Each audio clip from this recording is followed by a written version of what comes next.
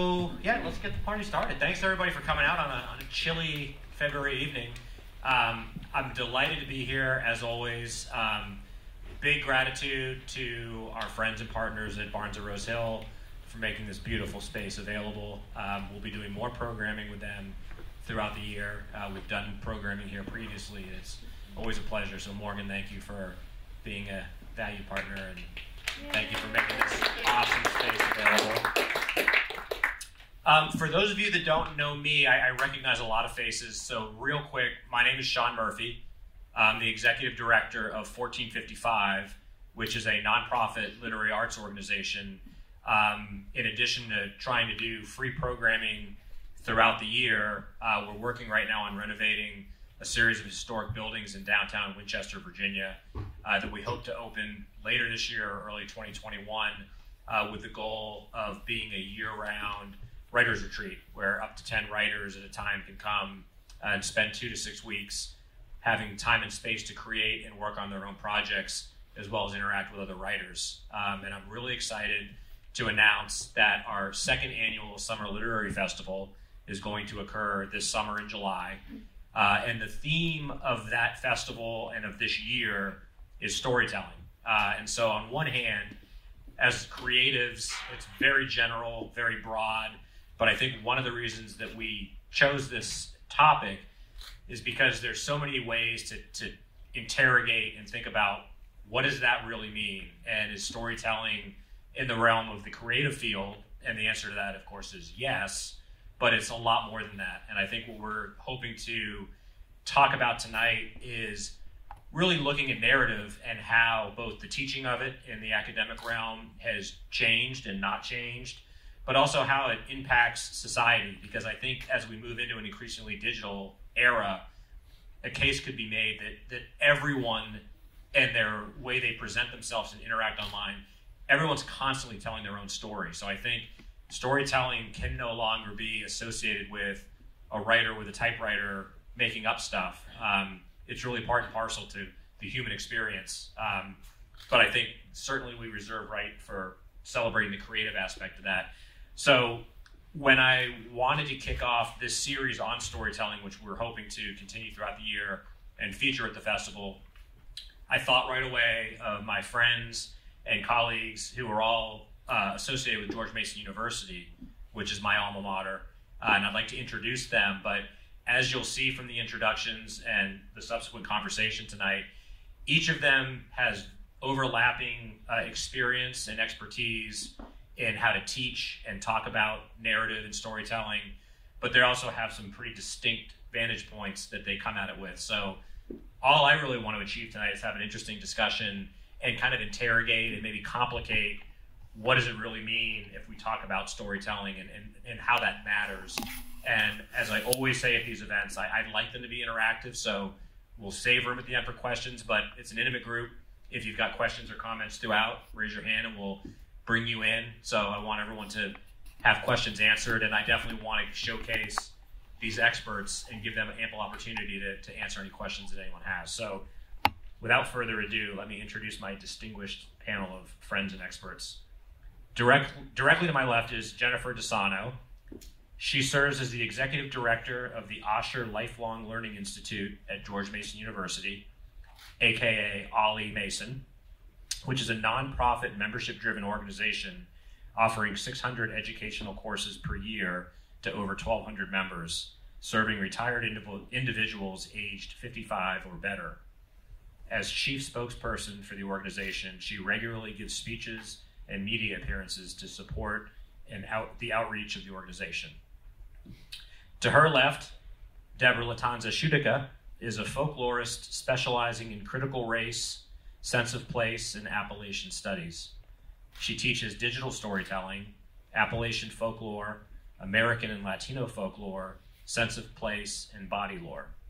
She's the author of Beyond the Borderlands, Migration and Belonging in the United States and Mexico, and winner of the 2012 Chicago Folklore Prize. She also is the chair of the English department at George Mason University. And to her left is Gregg Wilhelm, a writer, publisher, teacher, and arts administrator with more than 20 years of experience in the literary arts.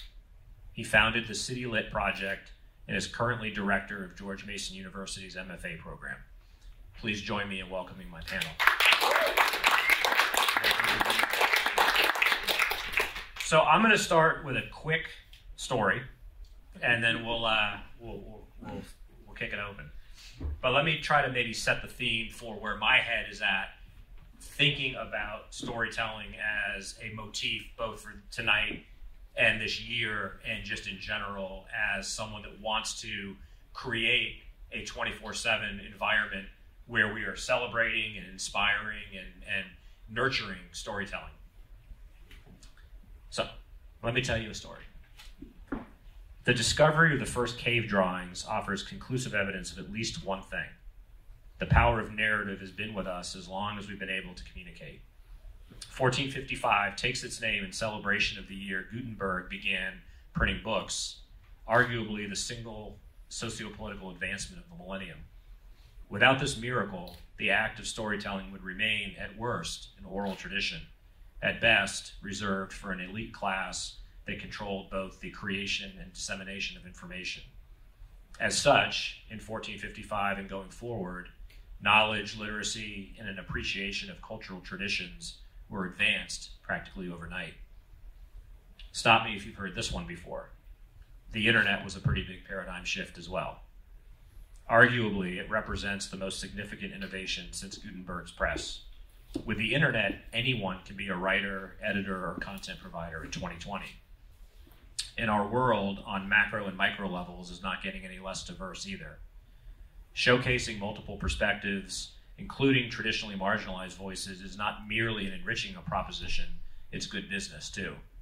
All of which is to say the need for personal narrative is imperative and empowering as ever, and the ability to share these stories has never been more accessible or more possible. Tonight, we can certainly focus on the interaction of creativity and academia and how one teaches storytelling and how the notions of it, what it is, how we do it, do and don't change over time. I would love to start by having each of you maybe talk about when you hear storytelling and how it pertains to kind of your day-to-day.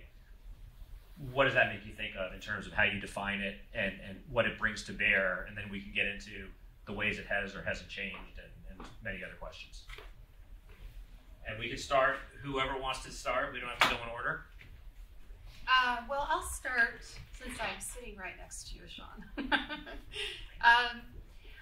So, personally, storytelling is, obviously expressive, emotional, communicative.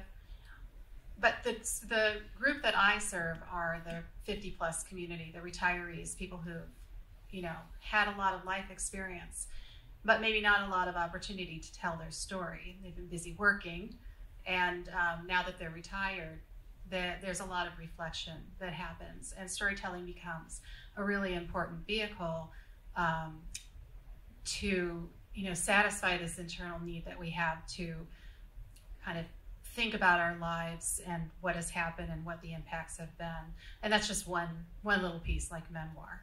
So just to start with that. So as a folklorist, I look at storytelling in that very conventional, even pre-1455 iteration, where I see storytelling as a vital part of every aspect of our lives. If you think about your day-to-day conversations, when you come home and you're talking to your partner, spouse, friends, one of the first things they say, well, how was your day? And generally that elicits a story. And so as a folklorist, when I'm teaching undergrads and grads, what I'm encouraging to think about is the power of story in their everyday life. So that's the most basic level.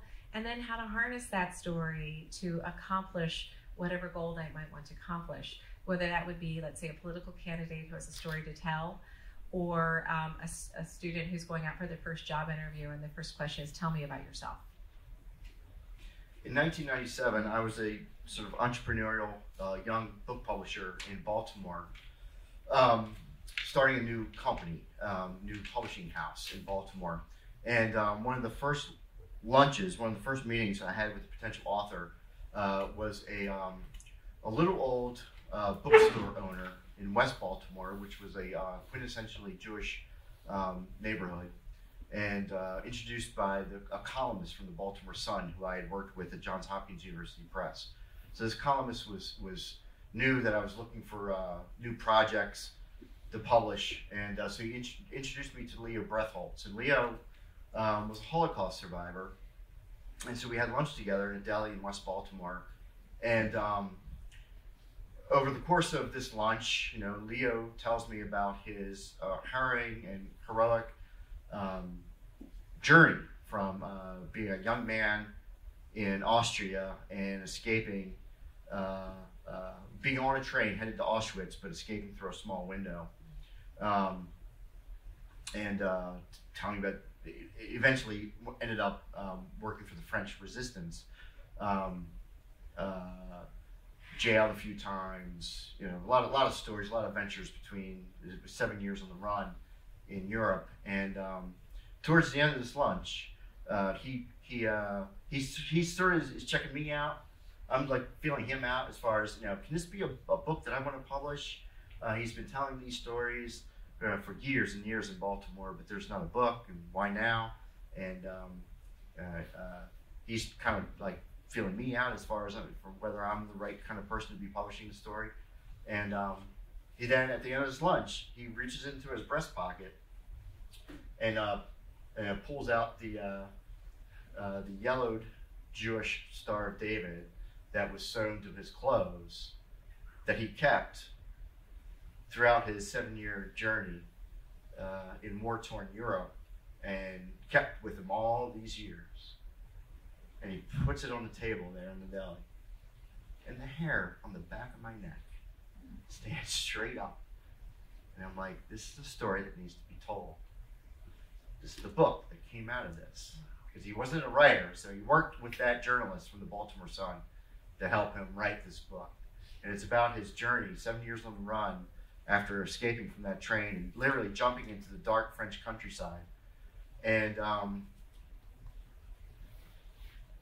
I like to think that part of that story that he told me, talk about storytelling, and the storytelling that went into this book,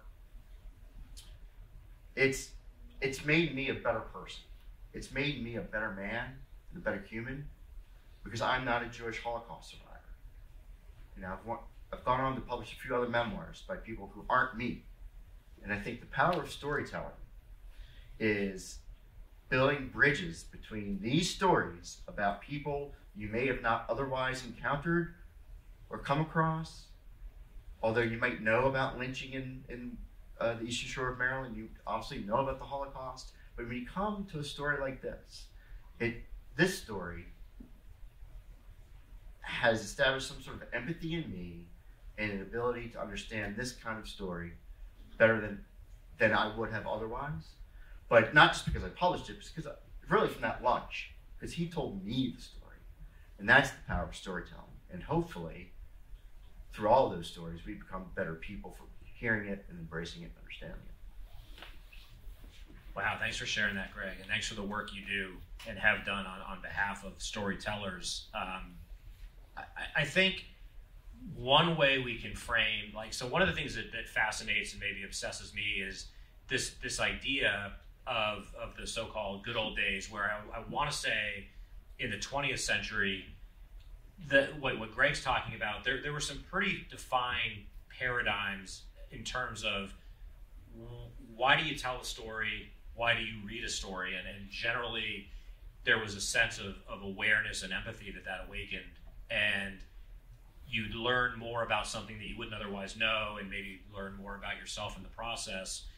What I think is fascinating, and I don't want to turn the discussion into the hyper-modern context, but the idea that we're so divided as a nation right now, and we have this ability through the internet and its various machinations and then the technology, we have the ability to have stories coming at us all the time. And it seems like what's really fascinating and depressing is that polarization still exists. So at a time when one would think, at least from a 20th century perspective, there's more opportunity to get multiple points of view and perspectives, and yet I think we've siloed our means of receiving this. So storytelling has become more complicated, and it's it's not necessarily a mechanism for empathy and for awareness. It's really a mechanism for divisiveness and political grandstanding. From an academic, or certainly from a personal, but so me bringing that up, I mean, that sounds negative, but what do we do, or how do you guys, how have you seen that change in your experiences, say in the last couple of decades? Am I overemphasizing how much has changed, or are there a lot of commonalities? Or if it's changed, maybe comment on that, and how maybe are some strategies to diffuse this info overload where, in a weird way, this barrage of information is clouding the beauty of an effective story being told? Well, I think it's a pretty complex question. I think, storytelling comes from an emotive place. It's usually, hopefully, a pure place. But when you're talking about social media or electronic evidence of consumption of stories, you get into a whole marketing aspect, and agenda plays out. So it's sort of it becomes something quite different. One interesting thing with working with older adults is that they may not be as familiar with some of the technology out there, and so they're getting bombarded through their experience of trying to stay up to date on what's happening with their grandchildren or what have you, and they're getting and honestly, I have 1,200 members who are over the age of 50, and the average age is about 68, and they all seem to have tablets. So they really have a lot of exposure to all kinds of sources of information and storytelling. But within Fairfax County, where we live, there's actually a program the county's putting on to help those individuals understand when they're being led astray. And so it's not as though you're being selective. You're going to a reputable place, a news source that used to have certain standards, and now there's all kinds of. This is all stuff you already know, but it does change the consumption of the story, and you wonder about sources, and you wonder about motives, and it gets blurry. So I think there's a distinction between like a curated story, which is one that you would find maybe, I think that the one that just comes to mind is like Mike Bloomberg commercials, right? I mean, they're highly curated to give us an impression of who he is and what he's about. And I'm not saying that they're not true. I mean, it's just they are what they are. They're highly curated. The other issue is I think that we have a tendency right now to interact with our devices more than we do with one another. And this is not new. I mean, in the when I started teaching, I was at Mason as a grad student. That's how I met Shaun. I went away to grad school to get a PhD, and I came back in 2001. And so, in the early 2000s, students would walk out of class and they'd turn on their phones and they'd call someone, right? And that bothered me because they could have been talking to one another. And then now what happens is like I have to kind of have a moratorium about cell phones and devices in the classroom, so they'll just pay attention to what we're doing. So I think part of the issue is not so much just that the stories are curated, which I think is part of it, right? Nobody talks about the bad luck or the bad day on Facebook, right? We all know that, right? It's only our good news. So that's part of that curation. But the other thing is that we're also not spending as much time in face-to-face communication. And I can't say it's all bad. I mean, I love the fact that my kids text me and I can be in contact with them even briefly on a daily basis through my phone. But at the same time, it's not the same type of communication, either quality or quantity. And something that you might say online, whether it be kind or hurtful, is something that you might think differently about if you were standing right in front of the person. So I think that's part of what's going on with the digital transformation of storytelling. It's a mediated experience. A word that I don't hear much lately is, given all the storytelling that's going around, is propaganda. You just don't hear the word propaganda, and when we were all growing up through school, propaganda. No, that's a pejorative word for the story that you're being spun, right? And you just don't hear that anymore because I think there's so much spinning going on that maybe we don't really know what is or isn't propaganda. But, it's not Tokyo Rose and it's not leaflets from a bombardier. So what the hell is propaganda? And when do we see it? Or when are we even able to see it anymore in this day and age? One of my props was gonna be a Sharpie pen, right? So so if you can just change the course of a tornado or a hurricane or the boundaries of a state with a Sharpie pen, what really then becomes, storytelling or not storytelling? And I think it's the lack of that use of the word propaganda is, I think, almost been simultaneous, and this has been going on for a while now. The sort of the role of journalism in the country, and those students who wanted, there was like almost a sharp, right after Woodward and Bernstein, they were like, oh my God, I'm going to go to school to be a journalist.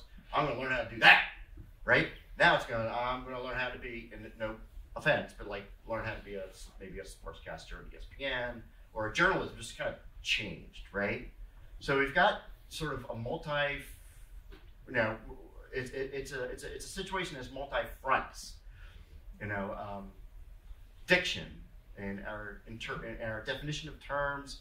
I think I'm probably more concerned personally about the state of journalism, and the storytelling and the investigating and the striving for truth and democracy that it's under attack than I am by the people who are weighing those attacks at this point, because those people, I think, are going to come and go. And I think it's not. I also think it's bipartisan, right?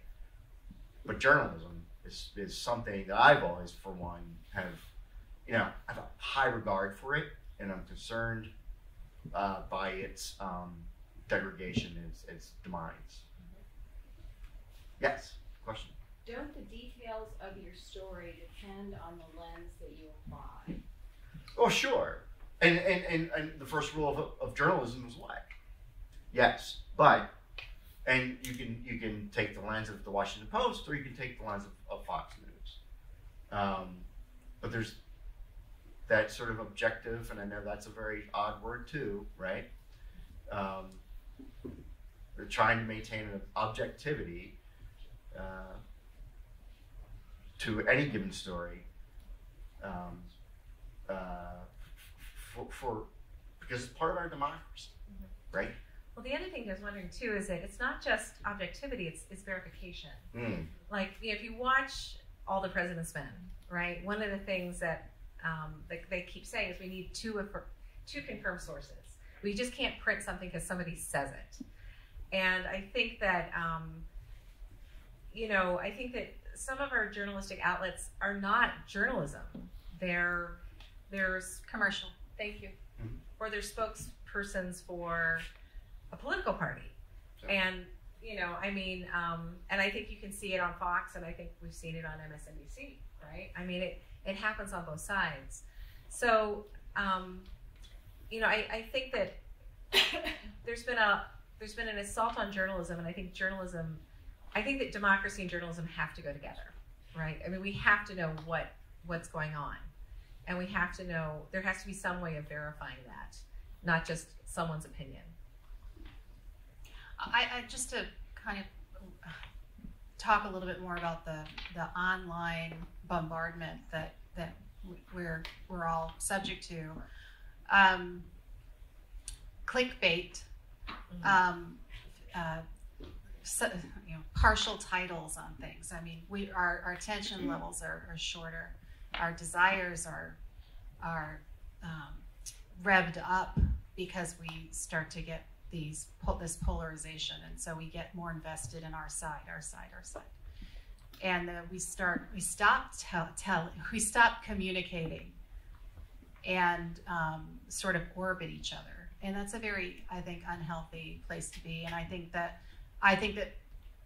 many folks are stepping up and saying, let's not do that anymore. Let's start communicating. Let's start trying to find common ground and tell our human story in a way that is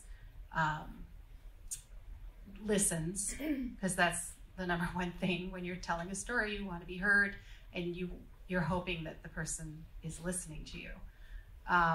It's difficult when you separate the human piece, as Deb was saying about the face-to-face, because it's easier to imagine that you're not really exchanging with another human. You're exchanging in a different mechanism, in a way that takes away the emotional. And that's the frightening thing about technology altogether, really. So I think what we're kind of circling is there is at least there's the concern and the possibility of the debasement of, well, authentic storytelling. And I think I'm particularly interested, Deb and Gregg, what you would have to say. I wonder, and being, a kid from the 80s, so old school enough, an analog upbringing, there was an aspect of both in journalism, at least the ostensible goal of objectivity or veracity, but also from a creative or pedagogical perspective, you learned from the masters. And I'm just curious if the fact that on Facebook and Instagram, like, we can create our own narratives, has that in a way eroded a student's, from a very early age, awe of this is how storytelling is done and done effectively? Has there been a watering down to an extent of anyone can do this? It's just a matter of my story is just as valid as anyone else's. Like, I'm not implying that it's been this dramatic shift, but I wonder, because I'm not in the classrooms, like, have you guys noticed some of what I'm fearing? I hope this is an answer to your question. When I'm experiencing the classroom with undergraduate students is a wild, amazing imaginations and a complete inability to tell a story. And I'm wondering, I read a story just the other night. We workshopped it, and it felt like, and I said this hopefully in a less blunt way. It felt like a role-playing game story that this person had experienced, and then was just trying to type out a text to it, right? And to the point where there were a few magical elements that were totally glossed over. They were like, well, I think I know what you're talking about because I'm not that old, but I'm a little old. And nevertheless, the text doesn't describe or doesn't provide context for what it being a nullifier. Does anybody know what a nullifier is? Nullifier is some sort of RPG wizard kind of thing. My power is a nullifier, which means you've got some sort of mathematical power to have that zero with a line through it. I don't know. But not knowing, what it is, right? So it's not so much, so I'm less concerned about their imaginations, but about what are they reading? What are they absorbing? And I'm sure my parents and generations before us said, don't read Catcher in the Rye, and don't read Michael Chabon, and don't read whatever. But I'm really kind of concerned, not only for this generation, but sort of the sort of ripple effect of like, my God, if you're doing nothing but RPG games, you're going to write like RPG games, then And even worse, will be a bestseller. Yeah, I know, exactly. You said without any bitterness. Yeah. Well, so when I teach storytelling, I teach a couple of classes where storytelling is central, and one is obviously a personal narrative class, and I teach a digital storytelling class, and both of those we require to have really basic in-person storytelling workshops.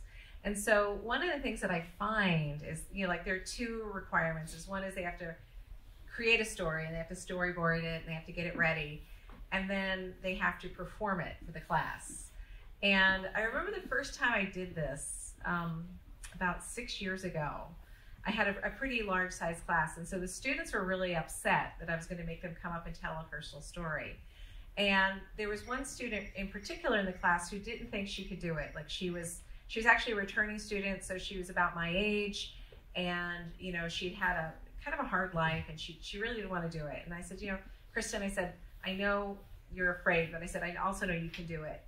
And what happened was, in the last night when we all did our final stories, like we had workshopped them together and in small groups, etc. So everyone got up, they each told their story, and at the end, it was this amazing thing. I mean, students were crying, they were hugging each other, like they had been really vulnerable with each other in a way that they hadn't been asked to do, and maybe ever, but it's certainly not in a classroom context.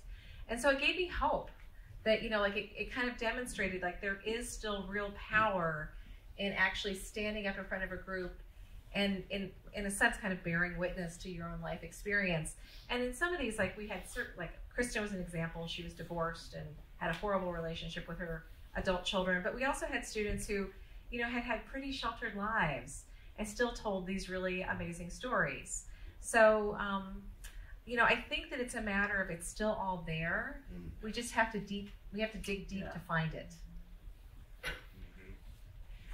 I'm talking in front of my boss, so I hope my pedagogical You're fine. approaches are We teach okay. different classes, But like, it's okay. but it's like, my God, you know, you think about Woodward and Bernstein and Vietnam War, the Cold War, nuclear annihilation, all the stuff that we kind of like were freaked out about, right?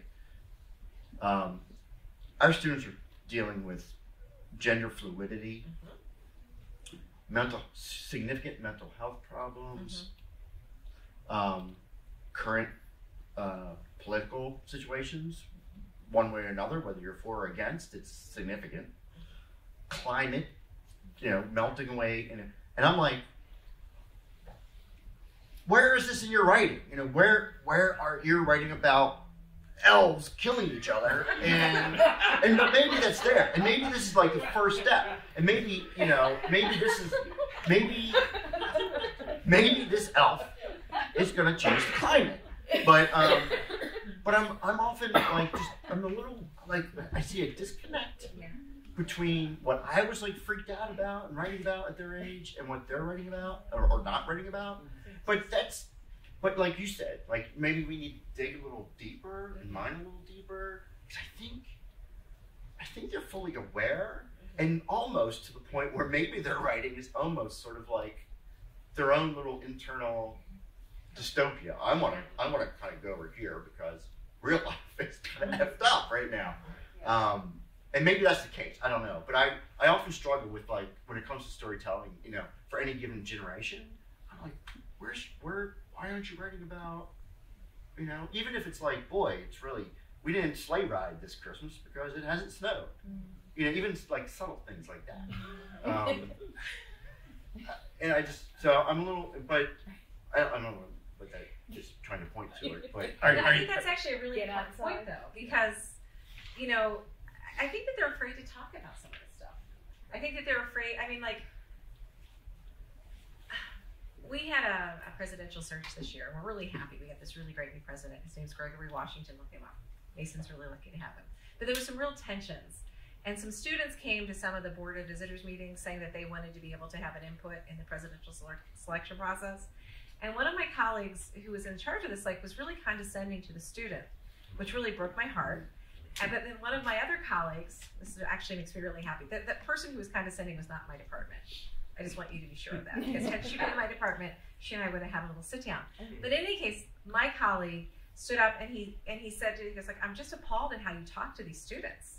Like, you were so condescending to them when they were trying to express themselves. And I think that that's the other thing, is that, you know, like in the English department, you know, I try to run a pretty tight ship and make sure that people are respectful of our students.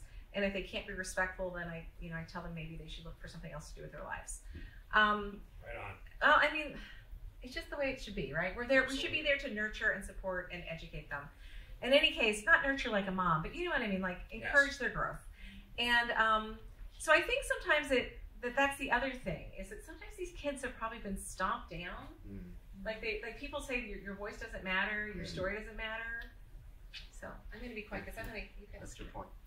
Oh no, I mean I don't participate in pedagogy or pedagogy. Yes.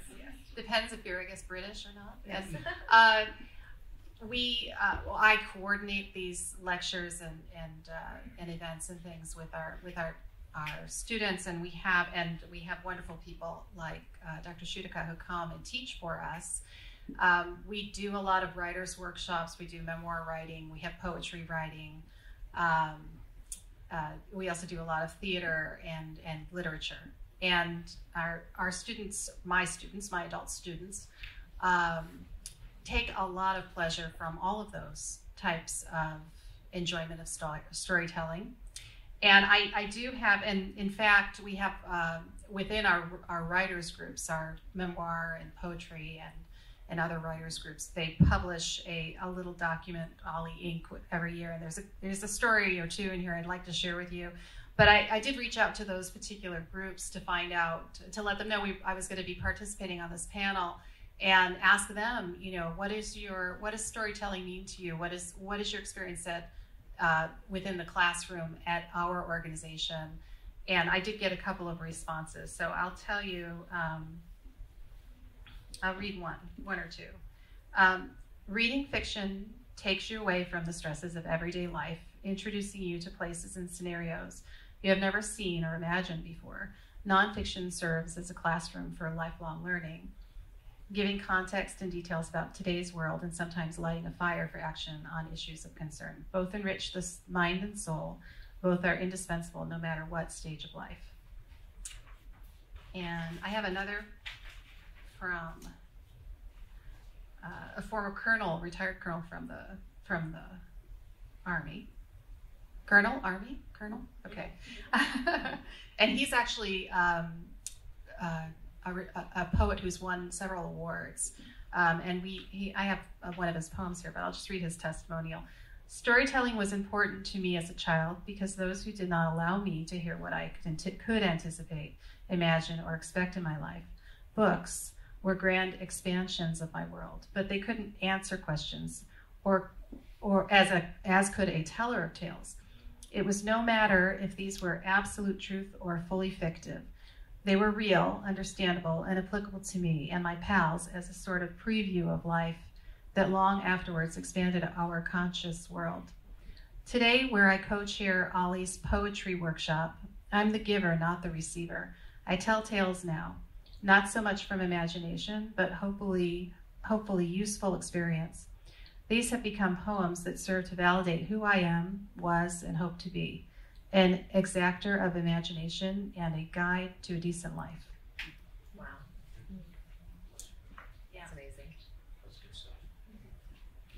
So, real quick, I didn't want to let the moment pass. Gregg, are you sure that the elves weren't a profound metaphor for deregulation and the melting ice caps?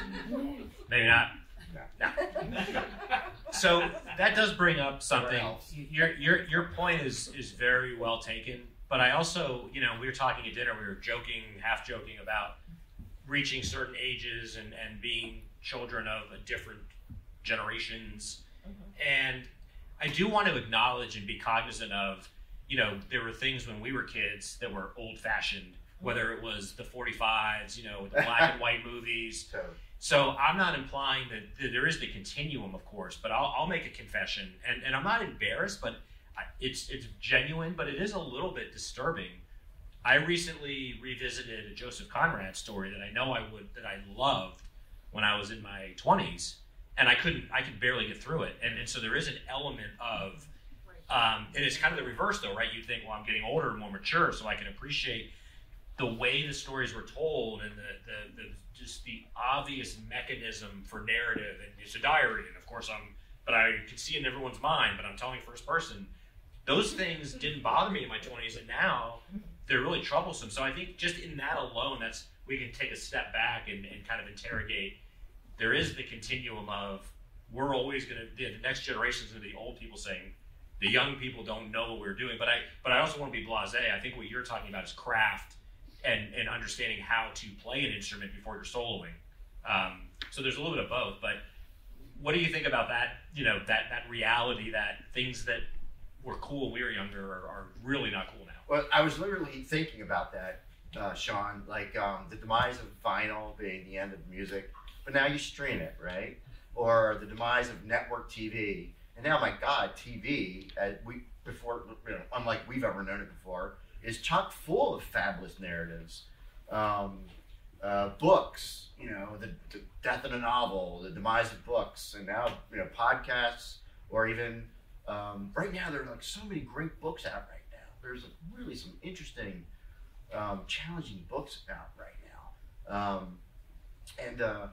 so I think it's cyclical. So I think you can't really appreciate that until you go through, like, oh man, those good shows that used to be on ABC are now, it's all over the place. And that, I think, is also back to I think one of your original points about just the volume, like not the volume, but the volume of narrative that is actually out there today is almost almost overwhelming, to the point where, not to brag on my kids again or my students, but when I try to make a point in one of my classes, they immediately go to like, oh yeah, the other night on Dark Mirrors there was this. I was like, what? I'm like, what are you talking about? Or like, all these streaming shows that they leap from their writing, and they like leap right past novels or other short stories to like the current streaming shows. I'm like, how do you have time to even, like, I barely know what you're talking about, let alone knowing in depth what the narrative of these things are. Well, that's the trick with, I mean, because when we were all young, not you, because she's the baby here. But when we were young, like, we would watch the same shows, right? Yeah. So everybody, like when I was a kid and I was watching the reruns. Yeah, well, but like when Roots was on, I mean, you guys who were, at least teenagers in the 70s when Alex Haley's Roots was broadcast, it was an event. We all watched it at night. We all talked about it the next day. Absolutely. And now, like, I know what Dark Mirror is, but like, I don't watch it all. I mean, everything's more focused toward individual taste. So like, there are things, but my taste is definitely my age group. Sorry. Yeah, I actually experienced this last night.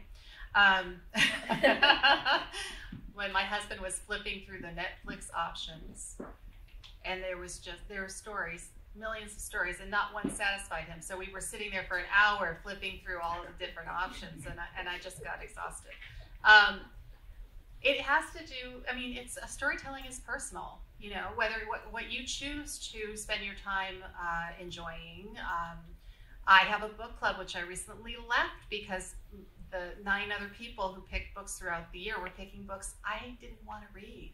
And you spend a lot of time in book clubs, investing time in reading books and then getting ready and thinking of thoughtful things that you want to talk about the book, but there wasn't much I could talk about with lesbian vampires. I just wasn't into it, And I mean, that was, they loved it, but I was, it wasn't my genre. It wasn't and if I'm going to spend time, I want to read some of the powerful classics. I want to read things that I want to kind of pick apart and drill down on and be more academically inclined. But, it just depends on your taste and what you choose. And the nice thing about this is that you can choose. You don't have to, you can choose fantasy. You can choose, romance. It depends on what your tastes are, what you want. And that's the beauty of it. I'm going to say something about community at this point, and the demise of the independent record store.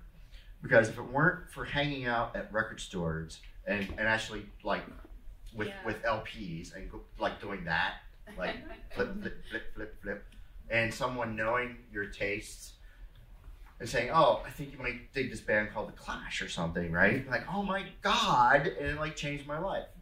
Yeah. So being in the academic community, we have a colleague, Deb and I, who's just published a book about Ernest Gaines.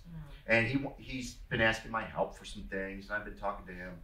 And he said, yeah, I really want to sell a few of these books about Ernest Gaines, because my first book on Ann Petrie sold 3 copies to the people who knew who Ann Petrie is, right? And I said, well, I don't know who Ann Petrie is. So because of this conversation with a colleague of ours, I went and got this book, which is The Street by Ann Petrie, which is this amazing novel that I just started by set in Harlem in the 1940s by this African-American female writer, born 1912, died 1997. And it's like blowing my brain off. And it's like, oh my God. But I had the community to suggest things, just like that record store owner who kind of knew what I dug or wanted to talk to me about stuff. And having that community. So I'm wondering, oftentimes in this age of technology, what are the communities for our students or for your audience?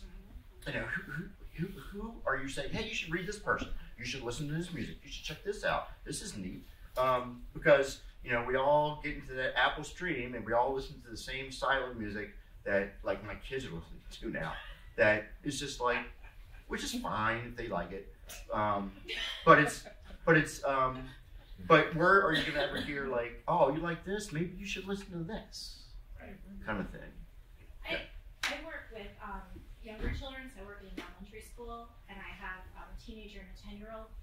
And as you were talking about this age of so much information and stories and music available, I think of my 10-year-old who sometimes, and we always get this view of what he's listening to because he puts it on the Google in the bathroom to listen to, so we hear him requesting songs.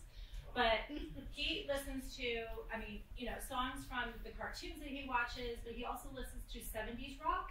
And but it's just this, I really wish there would be some sort of child development study of how children, like you said, it's no longer those small communities.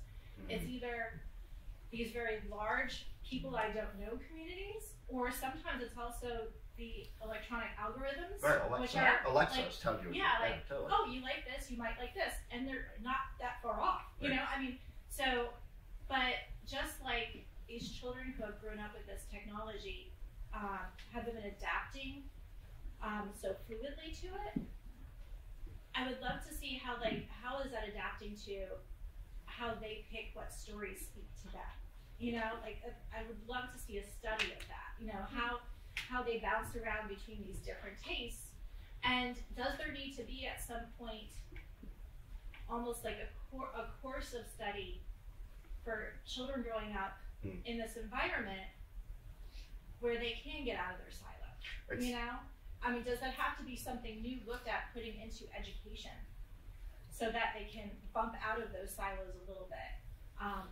But it's like we haven't caught up with where the technology is yet, because they're adapting really fast, and we're going, oh, well, slow down, you're missing a lot, but it hasn't connected yet.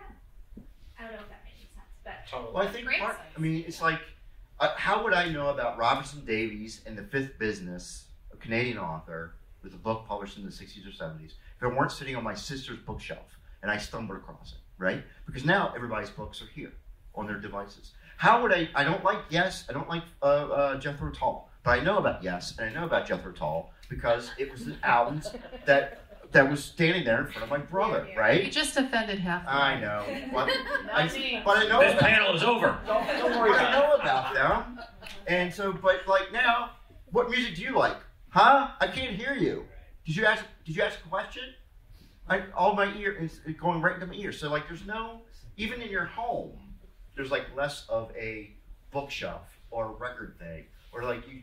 So I know, Shaun, I'm going out of your path. No, but I'll push back respectfully and say I've written about. I'm profoundly grateful. First of all, I think we all have to make peace with we were born when we were born, and then we adapted when we adapted. But I'm sure most of us of a certain age can vividly remember it was literally the opposite of today, in the sense of the content wasn't readily available and it cost money.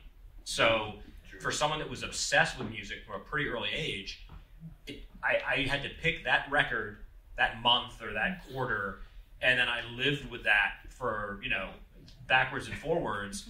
So there is that, And so I don't envy. I envy, because I think if you had told me at age 16, there's this magic device that all the music you ever could listen to is there for free, that would have blown my mind. But I wonder if I'd had that, would I have cultivated the taste and the perspective and the hunger? But the other thing I'd say with the pushback part, the gentle pushback, is when I was first getting online, you know, in AOL, I'm going to date myself, but there were the AOL chat rooms. And those were where people would go for the jazz groups or the prog rock groups, and you could find a community.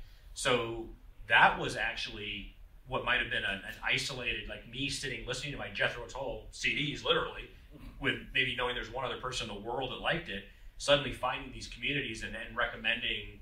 And I've always been I think, properly ambivalent about Amazon and the corporate behemoth. But one of the things Amazon revolutionized, and I think for the good, is the recommendation engine. So before you buy a book or listen to an album, you can read, and of course you're going to see right away the one line, you know, this rocks, or that's not helpful, or this sucks. Just like Yelp, you can see the intelligent commentary and have at least a sense of a cultivated. So there is a power. I think there's a democratizing factor in that. But I'm old school, so I hear what you're saying.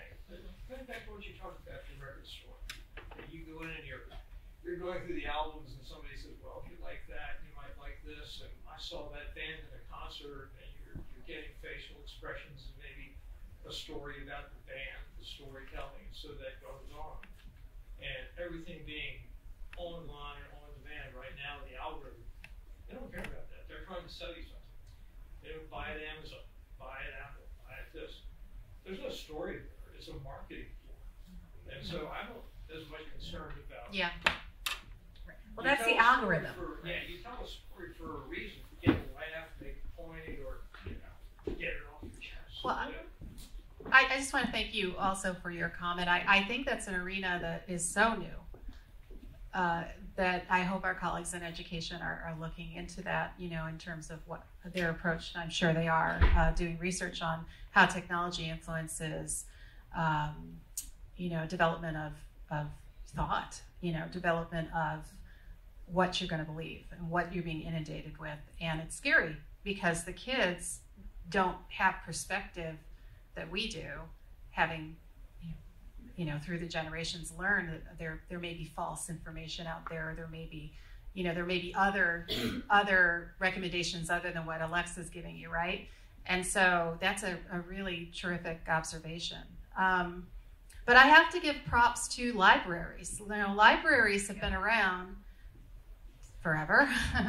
And, you know, thank you, Carnegie, for the first libraries in this country. And I think that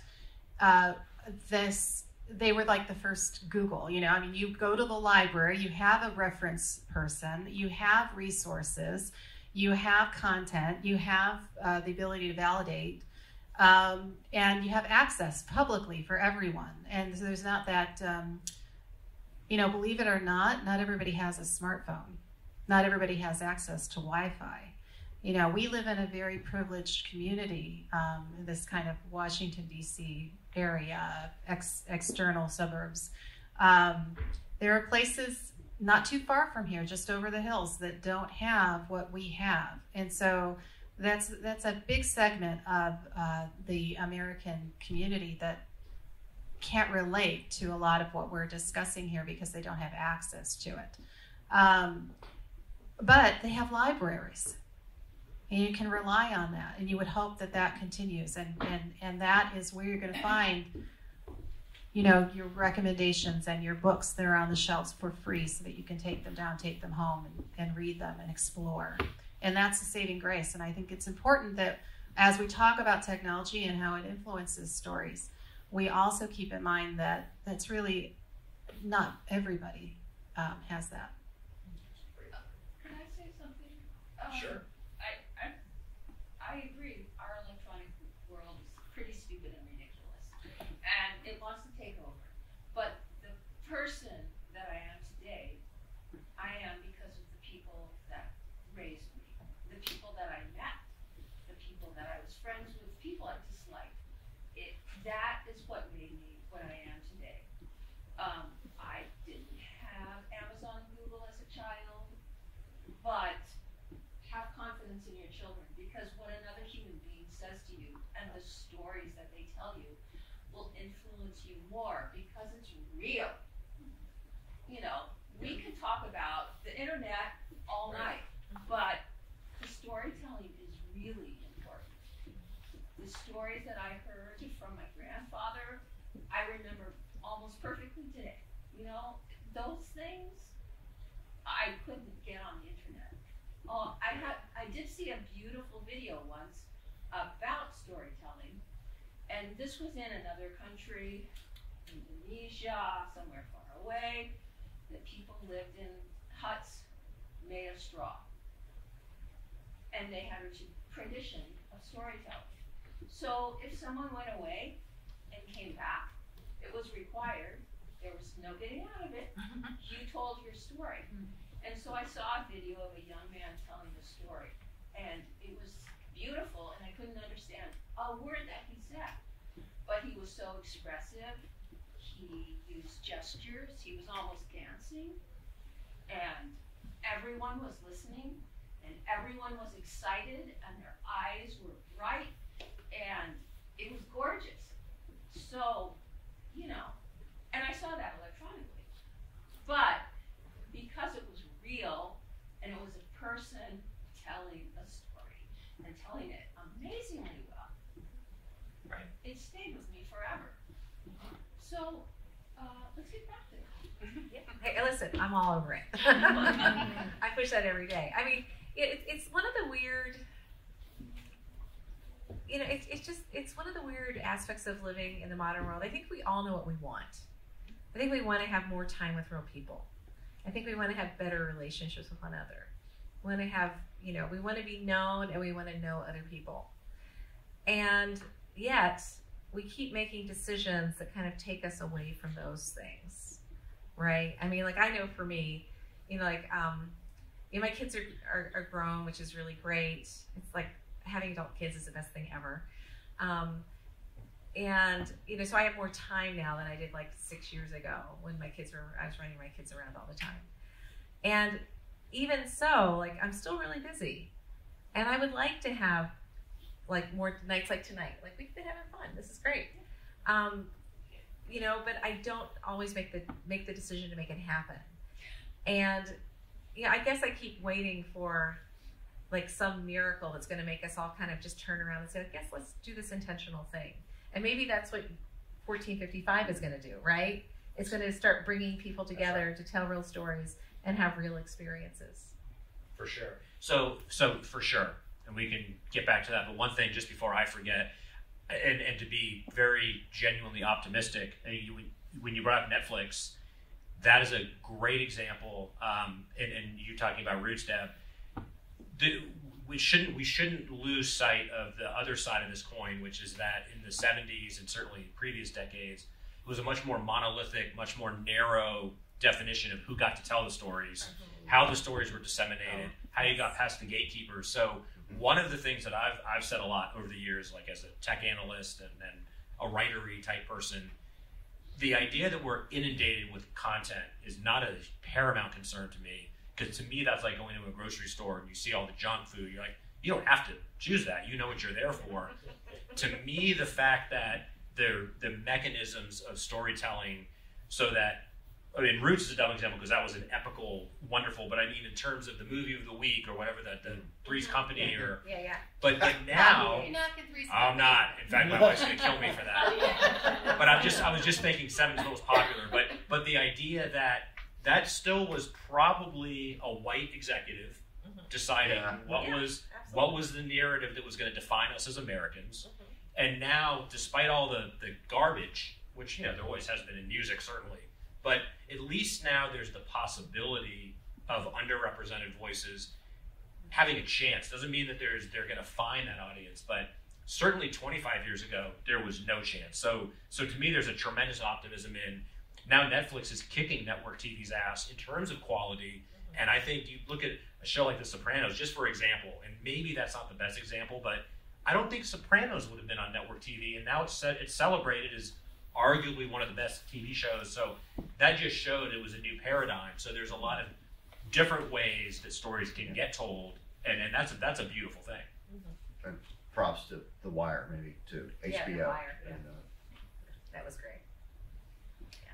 Yeah, I really feel like in terms of those kinds of stories on film, have been extraordinary in the last, 10 years. I mean, the stuff that we're watching, the creativity, I think it also has to do with, you can just use your iPhone to make a film these days. It's like, but money was often, these big studios, they had to have big bucks, and even in TV, it was who you knew as well. Sure. And I don't know that that's changed so much, but the beautiful work that's been coming out, even just this past season of Winners, internationally, the stories that we've been able to absorb, and the complex stories like Parasite just won Best Picture, that moved me so much to see this kind of underbelly of a community that is existing, and all their layers and layers in that. Now I had to cover my eyes at some point. I won't spoil the whole thing, but the opportunity to cross the boundaries, the geographical boundaries, is also, it goes beyond the black versus white. This country's continual struggle.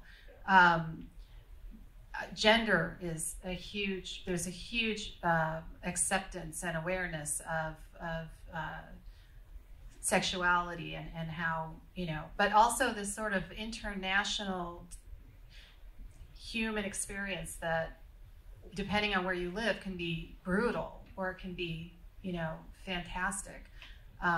We used to watch Lifetime, like talk about like the 80s lifestyles of the rich and famous. We lived vicariously through those images, and that was, the reality TV of the time. But now, it's really anything you can think of. It can be delivered to you. Yeah.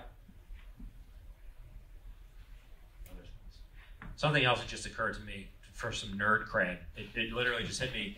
I mean, The Great Gatsby, which for my money is the great American novel, is about a guy constructing a fake narrative. So, the more things change, I mean, that was a wealthy guy putting forth a Facebooky image. So maybe there is a cyclical. I mean, but the point, I think, there's no point, but we've always struggled with, the narrative. History is told by the winner. I mean, there's the whole notion of storytelling has always been complicated. Absolutely. And again, your point earlier, Greg, was so spot on. I mean, as far as journalism and how it's become more of a citizen. I remember when Twitter first came out, we were celebrating at the company I worked at. We were writing about the Green Revolution, the Iran, like in 2008 or Arab Spring. And we were talking about how we were getting news in real time from a repressed, like, in other words, something that couldn't otherwise have been made known. But your point's well taken that there's also been the corrupting infotainment, but there's just always been this tension of technology versus availability. But thinking of The Great Gatsby, or thinking about a white executive defining who was allowed to be the #1 song maker, it's always been you have to get past the gatekeepers and the positions of power. Well, citizen journalism was a pejorative back when it first, because the journalists were like, well, no, I'm a trained journalist. This is my profession. I work very hard at this, so just don't, a citizen journalism, a journalist. Now you almost now it's not. It's not. Now it's super important. Now it's super important. Yeah. The Twitter feed. Yeah. There was a book that was just published last week about citizen journalism. It was reviewed in the Post. I'll send it to you so you can go to the website. It's actually really amazing. Yeah. I just find it really interesting because it seems to keep coming back to curation and how we control what's available. And I find it so interesting because they teach for the community college, and I now teach. It's Comp 2. We teach it as a lit introduction course, so we get fiction, poetry, theater. and we are moving it to open education resource, so no textbook.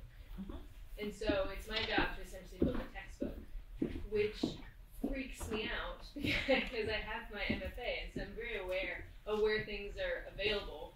But at the same time, I get to make really great decisions. Like, my students now read Joy Harjo, which shockingly was really hard to get a hold of in regular textbooks. Really? Yeah, the textbooks that were available to us. So it was because it was always Sherman Alexie was the go-to Native American, of course. And so, so it's interesting to see that. Like, I'm excited to have that. But then I also have to decide if Raymond Carver should exist in my nurses' lives, because I'm the last English class for them, like ever, which is overwhelming to me. Yeah, just make sure when they leave that they love reading. Yeah. I mean, like, yeah, and that's the only thing. I mean, if you can instill in them something that will go with them through, if you're talking about nurses, like pre-nursing, you know, I mean, and this is a good thing. This is for real. There's data to support this. You know, people who read fiction tend to be more kind and empathic and understanding than people who don't. And that's actually a big selling point, you know, because they're in a career where they need to be understanding and empathic. And it's going to be hard for them because their jobs are going to be hard.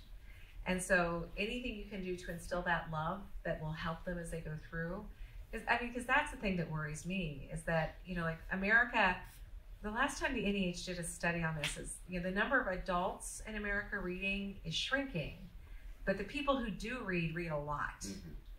And, you know, it's great that we have these voracious readers, but we need a lot of people to read.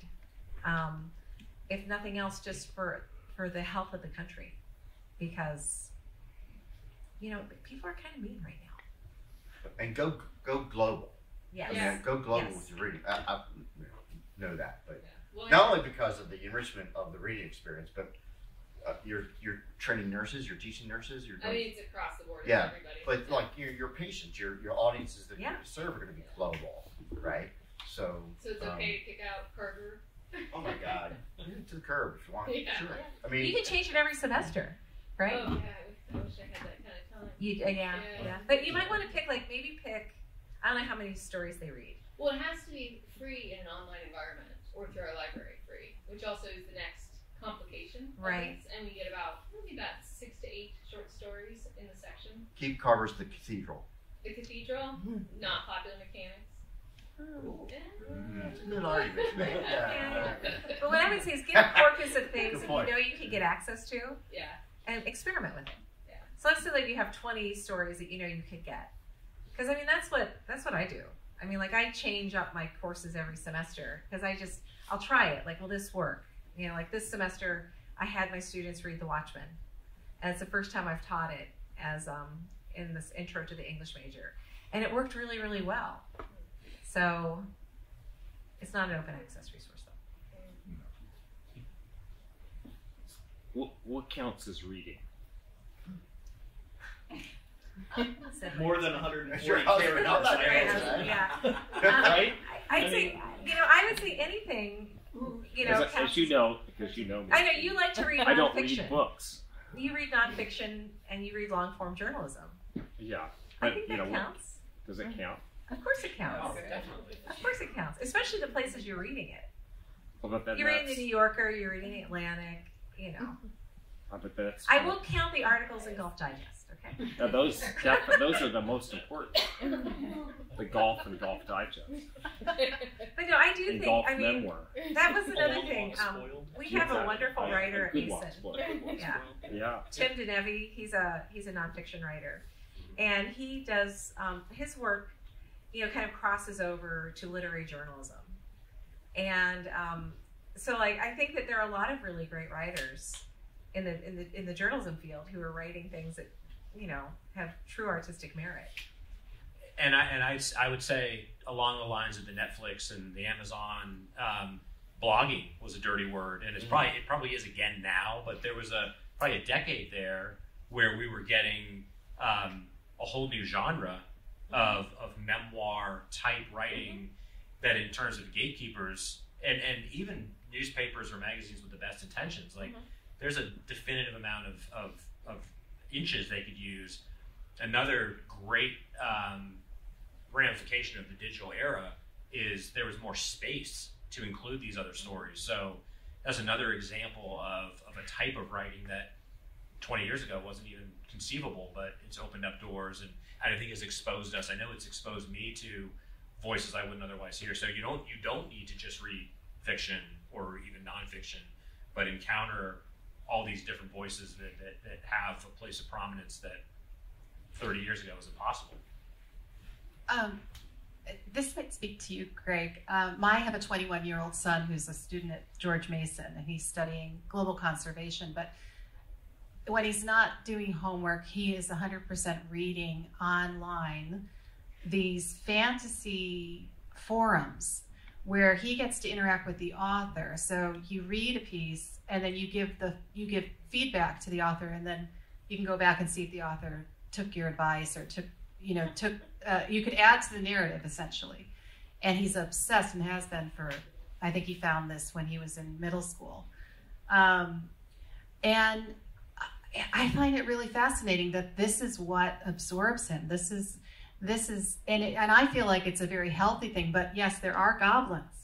There are all of these elves and things like that, but I'm encouraged because he's participating, not just consuming. So I think that's an arena of writing called the collective experience. I don't know the quality. I mean, I don't know, but the enjoyment is definitely there, and I know that.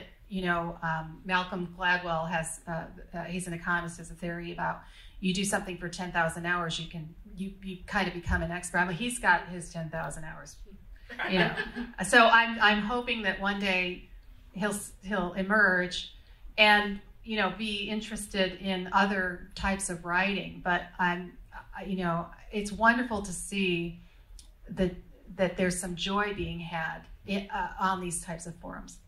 I have it on good authority that Dante was planning a 10th level of hell, and that was going to be the level where authors allow readers to give them on-the-fly feedback,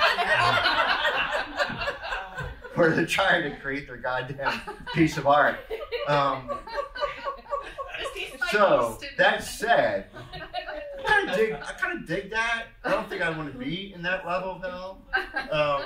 But there is I think as I've grown older, I've certainly sort of come to appreciate the collaborative role that really writing's always had this weird thing, right? You create it in solitude, and then you consume it, writing away in your desk in the basement, and then you consume it in solitude, reading by yourself. It's unlike any other of the art forms, and I think it's probably why it's often been not invited to be part of the conversation. Because theater, you're not going to be, trained to be an actor and act in front of a mirror. You're going to be on a stage, right?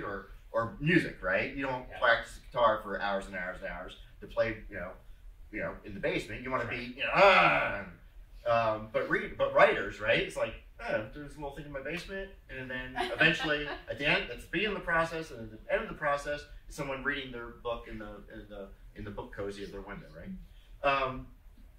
I've come to understand and appreciate it. It's much more of a collaborative activity than just that. But I don't think I want to go there yet, where I'm getting oh, that's a great sentence, and you go bing. Your phone goes, oh, I just nailed it. Kill your darlings, right? I think bing. there's a 24-hour cycle on it or something, and they have the option to accept. You sure your character wants to say that? Yes. Well, actually, this has always been curious to me about storytellers, because aren't they introverts? Don't you think about that person in their basement or their study typing away, not really wanting to be a part of the rest of the world, but expressing themselves, making their mark, and then they have to go on these book tours. And I've met a number of authors who that is not not always a good match. Where these guys are very comfortable up here, but sometimes you'll meet folks who their comfortable space is in that study, and so it's just another kind of curiosity about the whole who's We a should- writer. The folklore should talk about that, right? I mean, it's all the West African griot Yeah. tradition of like, you know, you're sitting around the fire, Right, right? In the exactly, village and you're right. storytelling. I mean, like most peasant communities historically had a storytelling session. I mean, like, you know, like if you just look at something even a little bit more close, I mean, like in Ireland, they have these long, dark winters and they're very cold and wet. And so people would sit around the fire and they would talk and share stories. So, you know, that was a very common thing even in the United States, you know, probably until, I don't know, the radio. I mean, like, it really wasn't that long ago. That's what people did. They told stories. And what were the first things on the radio? Stories. Seriously. And what are podcasts? Stories. I think that we have this innate human need to both tell a story and to hear a story. And I think, you know, I think the only thing that's missing is, I think that we also need one another. And if you can feel close to a person by listening to their story, I think that's great, no matter how it comes to you. But I do think that we need one another. And a story is a great way to make that connection. So, you know, the real, the impetus behind 1455 is this notion of celebrating creativity and cultivating community. And I think what we're talking about now is that symbiotic relationship between, even if you're succeeding and achieving at a high level, there's a lot of loneliness. And what is really the point of that endeavor if your story can't be told and shared? I think the human element is absolutely critical. And I'm glad we touched on that, because I think at its best, storytelling implies a human interaction. And whether it's being taught or studied or created, there's still either the necessity of human interaction or the desire to engage with humans. Any thoughts about that from your vantage points as teachers? Engaging humans is my check. I mean, I engage, you know, plenty of humans every day. Yeah, I mean, I think, you know, what's interesting in trying, you know, I'm recruiting a class, right, of people who want to come and hang out in Mason for 3 years to practice their craft. And why the hell do you want to do that, right? That's my job. My job is to convince you that you need to do that and you should do that. Not only for the craft and for the artistic side, but to find this community, be part of the community, and find the kind of thing that's going to support you and help sustain you for the rest of your personal life, but also, you know, your artistic life. And you know, we've all heard about, you know, the value of liberal arts education these days, and blah blah blah, and about, you know, what kind of job am I going to get with an MFA? Well, you're going to be a human, right? And you're going to be able to communicate. And you're going to be a storyteller, and you're going to have empathy, and you're going to learn skill sets that are going to serve you regardless of what path you want to go in. So I think often I like to think that, you know, what Deb and I and also what Jennifer does with OLLI, it's like, you know, we're sort of like almost at times the last bastion of what was the traditional liberal arts education. Let's teach everybody a lot of different stuff, and learn how to think critically and creatively and use your imaginations. And, you know, we're sort of like, we are what colleges were, and what a higher education was.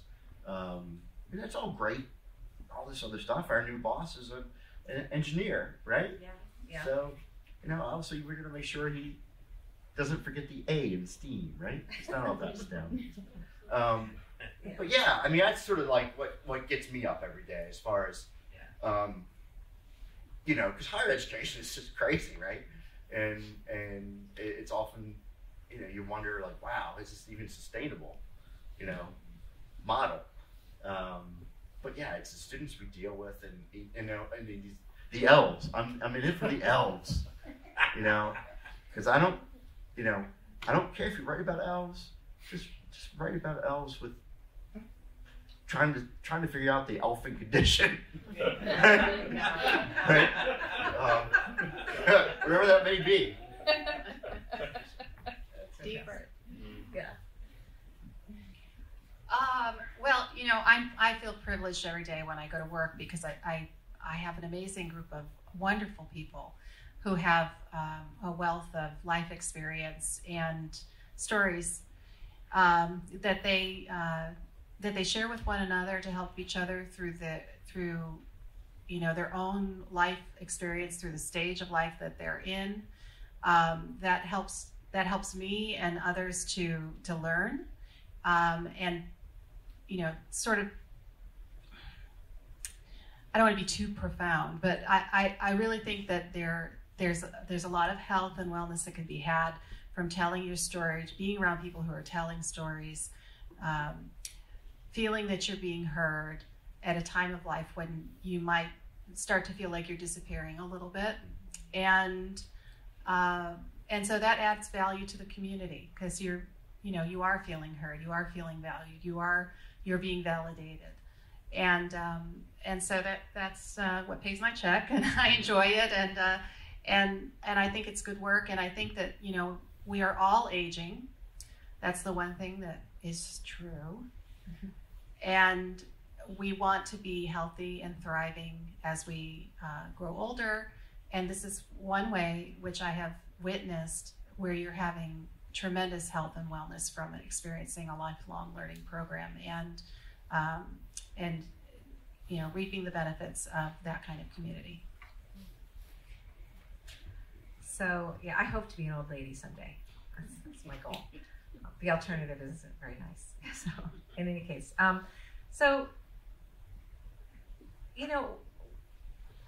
feel most alive when I'm working with students. And I'm not just talking about conventional college students. I'm talking about people at all ages, whether I'm teaching at OLLI or when I'm teaching a very multi-generational classroom at Mason. And the thing that I want people to walk away with is to understand not only the power of their story, but the power of listening to another person's story. Right on. And I think I'm reading more about the business community finally realizing, and I think it's for a variety of reasons, the empathy, the emotional intelligence, the ability to communicate effectively. I do think there's a growing renaissance in the humanities, and the culture is recognizing the importance of how storytelling in all of these applications we've talked about are not just creative skills, but they're life skills. They're good for business. They're good for communication. So I at the end of the day, I'm optimistic. I think we've established that creativity, writ large and small, is alive and well through these different mechanisms, and on balance, technology has been positive. But I think recognizing that our culture, even at a time of crisis, or perhaps because we're in a time of crisis, more diverse people are recognizing that humanities in general and the ability to storytell and understand narrative is a net positive for humanity and culture. Yes? A lot of the discussion this evening has been making me think about the importance of controlling the narrative. And when you mentioned that the business now, it seems I agree, I think I've seen the same thing, that business people value liberal arts education because of the ability to communicate. But the reason why they value that is because it's property. It's a way that they can control the narrative. They want people who can develop narratives that they can control, so they can get value out of it. We have a whole generation being raised right now of people who are being conditioned to consume narratives, not to create narratives, but to consume them. And it's gotten to the point where there are fewer people that now can create narratives on their own, and the people who control the media through which those are being distributed, and the people who are controlling the narratives now see that as something very valuable. And you've all been speaking about narrative as personal and also as artistic, as an expression of emotion. But there's another force at work here that is the dominant force, that is, I think, what is troubling to me, at least, about what I see with children, my children, and how they are being conditioned to consume narrative and not to create their own. And someday I think it'll be very valuable. People who make narratives will be very highly compensated at some point in the future. Right? I hope. Yeah, I hope it's my. No, I don't. Yeah, that was a joke. I mean, because like we're teachers, we're not making much money. Right. Nonprofits. Yeah, no, exactly. Yeah. It's all about love. I think it's always been thus to a certain extent, but I think the hope or the silver lining is a humanities or an ability or a willingness to absorb and tell and understand narrative and how it works can inoculate you from being brainwashed and resist the propaganda. And I know that was one of the things I took, from my undergrad was really understanding, and certainly not just English, like sociology and psychology, and understanding the dominant narrative versus who's telling that story and why is that agenda being pushed. So I think there's a net good, despite the fact that the grubby paws of commerce are always wanting to own that story and sell it. I mean, commercials and movies and TV shows have always been doing that. I think our only hope is having a growing generations that can interrogate what narrative is and when they're being lied to or sold something. Good point. Any other questions or thoughts? Yes, ma'am. I want to go. Deb made the point. You've all made such just beautiful points. Thank you so much, Shaun, and all of you. This has been really excellent. But the point of taking time to listen, to experience. I took the time today to drive around this county for 3 hours, and I haven't done that in years. And I'm from this county, and I drove, north of Berryville. I hadn't been there in 30 years. And what a new story I have about this county because I took the time to do that. And so it's so important for each of us to leave that time to listen, to experience, and then to teach our young people who are so bombarded and consumed otherwise to do the same thing. So time is precious, as we all know, but we really have to make it a priority, I think, to take it and take it quietly and as a listener. I'd like to bring you this mic so you can drop it. That was a beautiful note. I have nothing to add to that other than thank you. Thank you. I want to sincerely thank everyone for coming. As someone that plans these events, I do it with love, and I do it with expectation of great conversations. But like I just said a few minutes ago, if people aren't here, it's still worth it. It's still a valid effort, but it's very gratifying that people take the time. So I appreciate your support, and I specifically want to thank my brilliant friends and colleagues, Jennifer, Deb, and Gregg. Please join me in thanking them. Always a pleasure. And we'll see you here at the next event. And if you're interested, check out the 1455 site. We have our full event schedule listed there, and you can always reach out to me with feedback. Thanks again for coming out. I appreciate it. Thanks, you too.